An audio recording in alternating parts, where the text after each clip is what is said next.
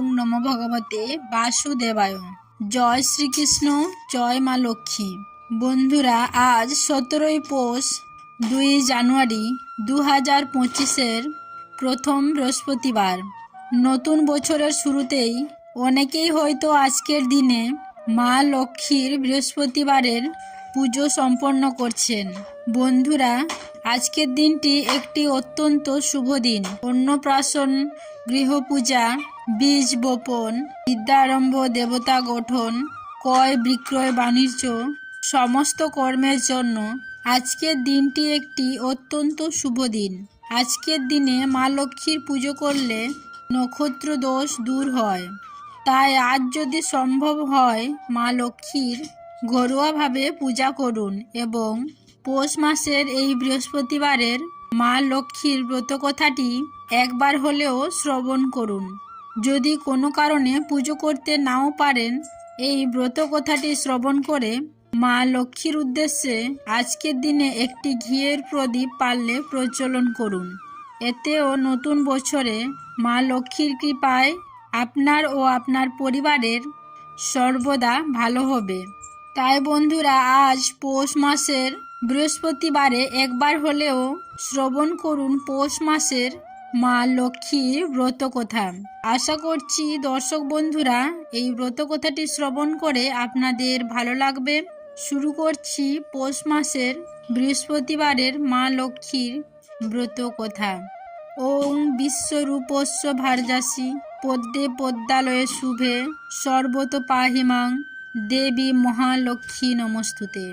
ওং শ্রী বিষ্ণু, ওং শ্রী বিষ্ণু, ওং শ্রী বিষ্ণু। জয় মা লক্ষ্মী। এক দেশে এক গরিব বিধবা ব্রাহ্মণী থাকতেন। তার একটি ছেলে ও মেয়ে ছিল। ব্রাহ্মণীর সংসার কোনো রকম চললেও কিন্তু তার ভাইয়ের সংসার খুবই ভালো ছিল। তার কোনো অভাব অনটন ছিল না। ব্রাহ্মণীর যতই ইচ্ছে থাকুক না কেন, তার পেটের জ্বালায় শেষ পর্যন্ত সে তার ছেলে ও মেয়েকে নিয়ে ভাইয়ের বাড়ি গেল।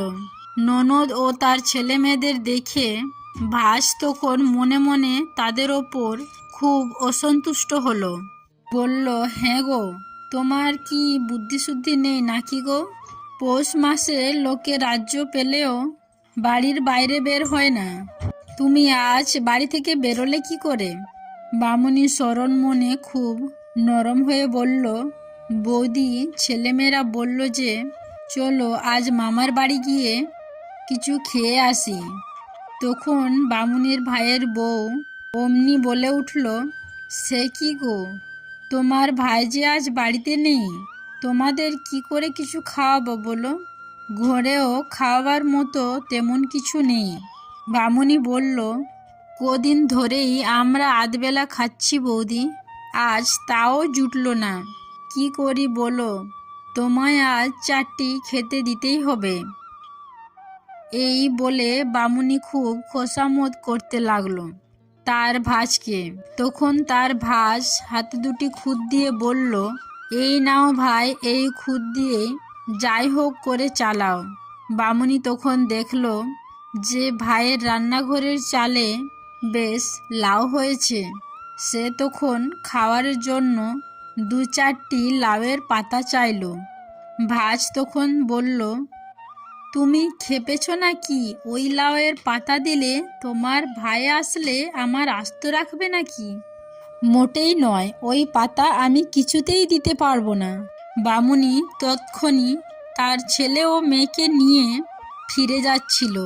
ভাস তখন বলল, চলেই না হয় যাচ্ছ, তখন আমার মাথায় 2টো পাকা চুল তুলে দিয়ে যাও না। ব্রাহ্মণী বলল, এ কি বৌদি, আজকে তো লক্ষ্মীবার, লক্ষ্মীবারে কি চুল তুলতে আছে? ভাস তখন বলল, লক্ষ্মীবারে চুল তুলতে নেই নাকি? আর আমি যে লক্ষ্মীবারে তোমাদের খুদ দিলুম, দিয়ে যাও সব খুদ। এই কথা বলে ব্রাহ্মণীর ভাজ সমস্ত খুদ কেড়ে নিল। ব্রাহ্মণী তখন দেখলো আমরা তো আর খুদও খেতে পাবো না। তখন সে ছেলে ও মেয়ের হাত ধরে কাঁদতে কাঁদতে ভাজের বাড়ি থেকে বেরিয়ে এলো। বাইরে বেরিয়ে ব্রাহ্মণী প্রতিজ্ঞা করল, আজ শুক্লপক্ষের বৃহস্পতিবার, লক্ষ্মীবার। মা লক্ষ্মীর নাম করে রাস্তায় যাই কুড়িয়ে পাবো তাই রান্না করে ছেলে মেয়েদেরকে খাওয়াবো। খানিকটা পথ যাওয়ার পরেই বামুনি রাস্তায় একটা মরা কেউটে সাপ পড়ে আছে দেখতে পেয়ে সেইটাকেই কুড়িয়ে নিয়ে বলল, আজ মা লক্ষ্মী যা মিলিয়ে দিয়েছেন তাই আমরা খাবো। সাপটা নিয়ে এসে বামুনি রাঁধতে লাগলো। কিন্তু কি আশ্চর্য, সে যতই জাল দেয় তার থেকে ততই সোনার ফেনা বেরাতে থাকে।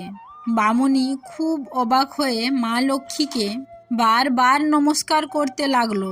শেষে খানিকটা সোনার ফেনা তার ছেলেকে দিয়ে বাজারে বেচতে পাঠালো। সোনার ফেনা বেচে ছেলেটি বেশ কিছু টাকা পেল, আর সেই টাকায় চাল, ডাল, তরকারি, দই, সন্দেশ কিনে আনলো। বামুনি তখন মা লক্ষ্মীর পুজো করে তারপর জল খেলো। বাকি সোনার ফেনা বিক্রি করে বামুনি খুব টাকা পেল। সে সেই টাকায় সোনার আর হীরের গহনা গড়ালো আর একটা খুব বড় বাড়ি তৈরি করলো। বামুনির ভাজ একদিন সকাল বেলায় উঠে দেখলো যে বামুনির কুঁড়ের চালা যেখানে ছিল সেখানে আর নেই, সেখানে এখন মস্ত বড় বাড়ি উঠেছে। বামুনির এই অবস্থা কি করে হলো জানবার জন্য তাদেরকে সবাইকে নেমন্তন্ন করলো খাওয়ারের জন্য। বামুনির তখন ছেলের বিয়েও হয়ে গেছে। সে তার ছেলের বউ আর মেয়েকে নানা রকম গহনা পরিয়ে খুব সাজিয়ে পালকি করে ভাজের বাড়িতে এসে পৌঁছালো। তাদের এইভাবে আসতে দেখে ভাস তো অবাক চোখে তাকিয়েই থাকলো। সে দেখলো ছেলের বউ আর মেয়ের গায়ে কত সোনা হীরের গয়না। সে তখন খুব আদর যত্ন করে মাছ, মাংস ও নানা রকমের তরকারি সাজিয়ে তাদেরকে খেতে বসালো। এইবার বামুনির ছেলের বউ আর তার মেয়ে সব গয়নাগাঁটি খুলে আসনের উপর রেখে খাবার তুলে তুলে বলতে লাগলো, আমার হার খাও, আমার বালা খাও, আমার তাগা খাও। আজ তোমাদের জন্যই আমাদের নেমন্তন্ন হয়েছে, তোমরাই ভালো করে খাও। ভাস তখন বামুনিকে জিজ্ঞাসা করলো, ব্যাপারটা কি? তখন বামুনি বলল, বৌদি, একদিন তোমার বাড়িতে দুটি খেতে চেয়েছিলুম। সেদিন তুমি আমাদেরকে দূর দূর করে তাড়িয়ে দিয়েছিলে কিছু না খেতে দিয়ে। কিন্তু আজকের এই নেমন্তন্ন শুধুমাত্র তো ধন দৌলতের নেমন্তন্ন, সেই জন্য ওরা ওদের গয়নাগাঁটিকে নেমন্তন্ন খাওয়াচ্ছে। এ তো ওদের নেমন্তন্ন নয়। বামুনির ভাস তখন নিজের সেই ব্যবহারের জন্য তার ননদের কাছে লজ্জায় ক্ষমা চেয়ে নিল। কিছুদিন খুব সুখ ভোগ করে বামুনি তার ছেলের বউ এবং মেয়েকে লক্ষ্মী পুজোর সমস্ত নিয়ম শিখিয়ে দিয়ে স্বর্গে চলে গেল। তারপর থেকে বামুনির ছেলের বউ এবং বামুনির মেয়ে এইভাবে প্রত্যেক বৃহস্পতিবারে লক্ষ্মী পুজো করতে লাগলো। তারা মা লক্ষ্মীর মাহাত্ম্যের কথা চারিদিকে প্রচার করে দিল। সকলেই পৌষ মাসে বৃহস্পতিবারে বাড়িতে আলপনা দিয়ে মা লক্ষ্মীর পুজো করতে শুরু করলো। পৌষ মাসে মা লক্ষ্মীর পুজো করলে ঘরে কখনো অভাব থাকে না, যশ, মান, প্রতিপত্তি বৃদ্ধি পায়।